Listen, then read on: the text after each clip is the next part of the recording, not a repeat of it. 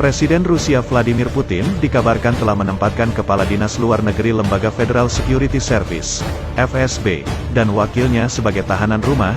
Ia disebut menyalahkan mereka atas kegagalan intelijen yang melihat pasukannya mengalami hambatan di Ukraina. Telah diklaim, menurut kabar, keduanya telah memberi informasi yang salah sehingga terjadi miskalkulasi dalam invasi tersebut. Dikutip dari Daily Mail, Sabtu, tanggal 12 Maret tahun 2022, kabar tersebut disampaikan Andrei Soldatov, seorang penulis terhormat di Dinas Rahasia Rusia.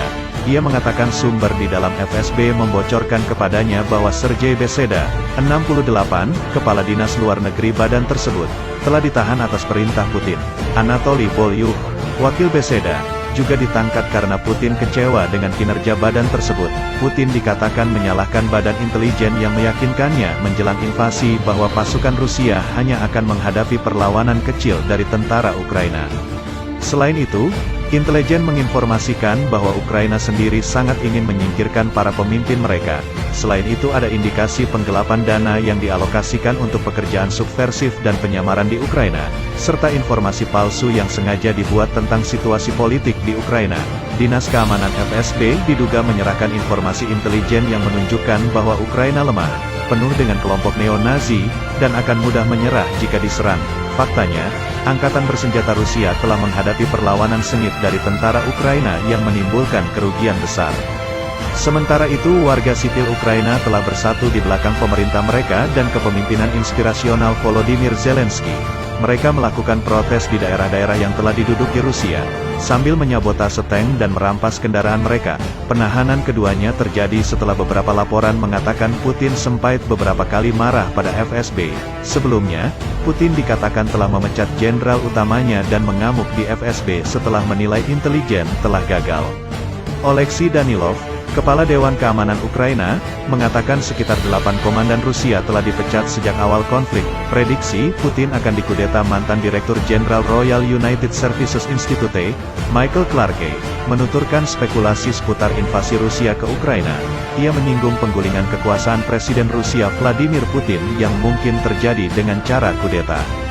Dilansir dari kanal berita Sky News, Rabu, tanggal 9 Maret tahun 2022, Clarke menilai Putin telah membuat kesalahan strategis besar-besaran. Hal ini terlihat dari hambatan yang dialami tentara Rusia untuk menguasai Kiev setelah 13 hari invasi dijalankan. Sementara Putin dikabarkan mulai depresi karena operasi militer yang dijalankannya tak berjalan sesuai rencana. Apalagi ditambah tekanan internasional yang menjatuhkan berbagai sanksi ke Rusia. Hal ini dinilai menjadi jaminan bahwa pemerintahan Putin tak akan berjalan lebih lama lagi. Saya pikir Putin sudah selesai. Dia akan mundur dengan cepat atau mungkin dalam 2 atau 3 tahun, kata Clarke. Tidak ada pemulihan dari ini, tidak ada jalan kembali untuknya. Clarke mengatakan tidak mungkin ada revolusi besar-besaran di Rusia karena tidak ada mekanisme untuk itu.